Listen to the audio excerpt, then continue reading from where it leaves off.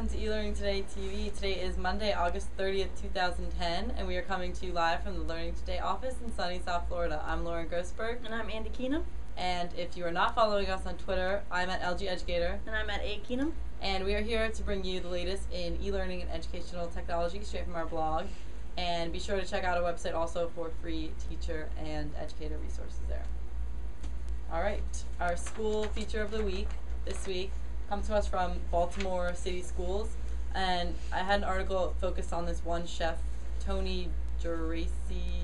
Sorry if I messed it up, but his job is the director of food and nutrition at all the Baltimore City Schools, and so he's kind of taking on this. It's called Chefs Move to Schools, and it's part of the Let's Move, the Michelle Obama campaign.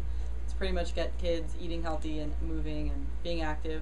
And what he's been doing is he's been working with these schools where actually 88% of the students get free or reduced lunches. So he's actually started this self-sustaining farm where he's bringing in like 40,000 pounds of fresh fruits and vegetables to these schools, and he's also selling them locally to restaurants and other places around the community.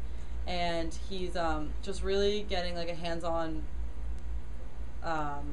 like program into the schools. He's letting the students get to vote, actually like try out the foods and vote, and they want them more involved so they can actually like the food that they're eating. And they're giving cooking classes, and they're teaching them all these different ways to eat healthy and in school, because that's where it's more importantly. So yeah, that's just one example of the chefs that are moving to schools and making a difference there. Okay, watch and learn. This video it's actually a video about this program that's going on in, I just drew on myself, Thresholds Theater. It's in Chicago, and it's basically this big center for all different types of people with mental disorders or disabilities.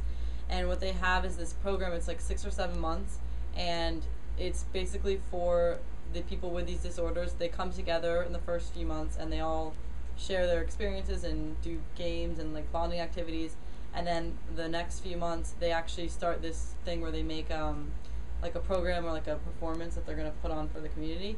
And so at the end of the program, they go and they perform this, whatever they make. It's like 12 or 13 times they actually perform it. And it's basically using their poems, their creative pieces, their personal stories. And it's a way for them to share not only with each other, but with everyone in the community about their struggles or what they've been through. And it's just a really great way for the whole community to get a better understanding of everyone there. And the video, I think, has parts of their performances in it, so if you want to check that out. Awesome.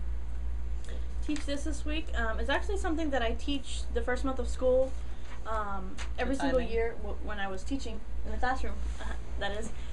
I taught it every single first month of school. It's the concept of multiple intelligences. And I taught it as a way to motivate kids, especially because with Teach for America, I was placed in a low-income, failing school district. A lot of times the kids had this mentality that they couldn't do things, because that's what mentality a lot of teachers and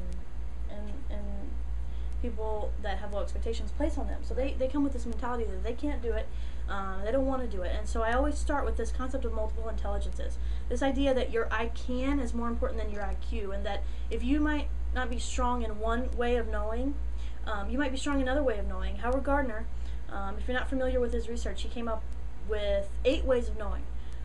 You've got logical, linguistic, rhythmic, spatial, kinesthetic, interpersonal, intrapersonal, and naturalist. So what I have here is a step-by-step approach to teaching this to your kids, and sort of like a strategy that I use to really get across to them how important it is and how prevalent it is in the classroom. The first step for you as an educator is you need to take some time to learn about multiple intelligences, what they are, what they look like. On the blog there's going to be a video and also a little tutorial that will help you get through that. Step 2, you need to explicitly teach your kids about multiple intelligences. And I did this in an interesting way that I actually learned in grad school. My teacher, I used the same exact approach that she used with grad students, and at first I thought it might not work with younger kids, but it actually was really powerful for them. I showed them the poem called Worlds on Fire by Sarah McLachlan, and just the poem, the words, we read it and we tried to figure out what they were meaning. And kids can come up, what the words meant. Kids can come up with some really interesting things, and it's actually a very strong poem. but they can definitely take things from their life and figure out what it might mean. After that, they struggled a lot with that, and you could really see their brains sort of working. After that, I actually explicitly taught them about all the 8 ways of knowing. We acted them out, we drew pictures, we wrote descriptions, things like that, while listening to the song Worlds on Fire, the same exact lyrics. After that, we stopped and we said, okay, what does the song mean? What does the poem mean to you? And people could see that their understanding of the words actually started to open up because they were using more ways of knowing. From then on, I actually showed them the video, the music video, Worlds on Fire by Sarah McLachlan. We talked about what they thought the poem meant at that point. And because it used so many different methods, so many different ways of knowing, a lot of the kids could really understand the meaning. After that, as an assessment, I had them try to pick out examples of all 8 ways of knowing that were in the video, and just really make it stick how many ways of knowing there are and how we can actually do things to strengthen each of them. After that, the next step is to find your students' strengths.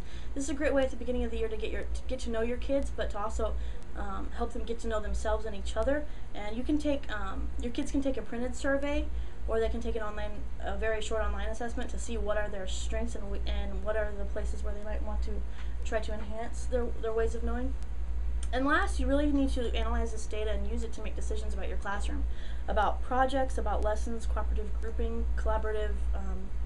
In any collaborative projects, you can really start to stick kids together that might really be able to benefit from one another and learn from other people's ways of knowing. So definitely check out the blog to get those links. There's some great stuff there and some great applications for your classroom and for your kids.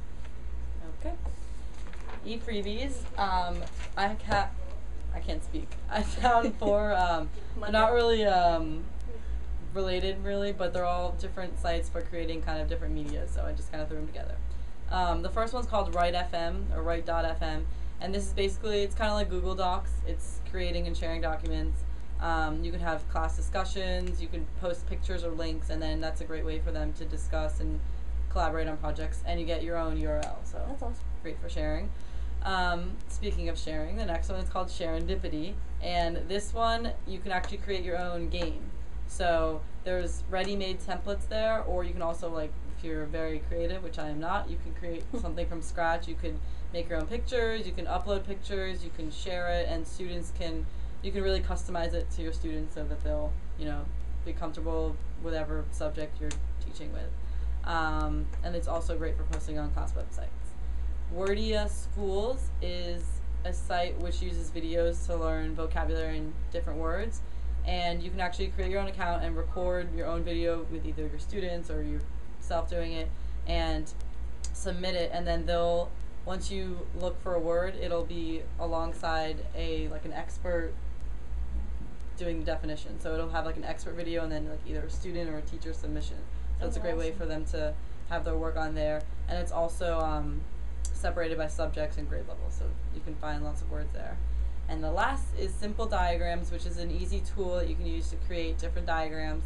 You can use clip art, there's drag and drop features, you can change the size of all the objects there. It's a really easy site. Students can make their own graphs and diagrams and using projects there. Awesome. So what do you know? I know that the fastest time for making a balloon dog shape thing is 6.5 seconds. Wow. Is that impressive? That is impressive. And the guy actually also holds the record for the most balloon sculptures in 1 hour, which was 747. Dang, that's crazy. I can't even draw Where's one. he from? Pennsylvania. Oh, nice. What do you know? Well, there are 10 human body parts, only 10 that are made up of 3-letter words. I'm sorry. 3 letters. That have 3 letters. 10 human body parts that have 3 letters. Like ear? So I was trying to name them, like ear, eye, lip, arm, leg, toe. We're missing 3, so if you have the 3, please give us a comment. I know there's 3 more. Now I'm gonna think of that. I know. Okay. If you like our show, please give us 5 stars in iTunes, and don't forget to follow us on Twitter. See you later. Bye.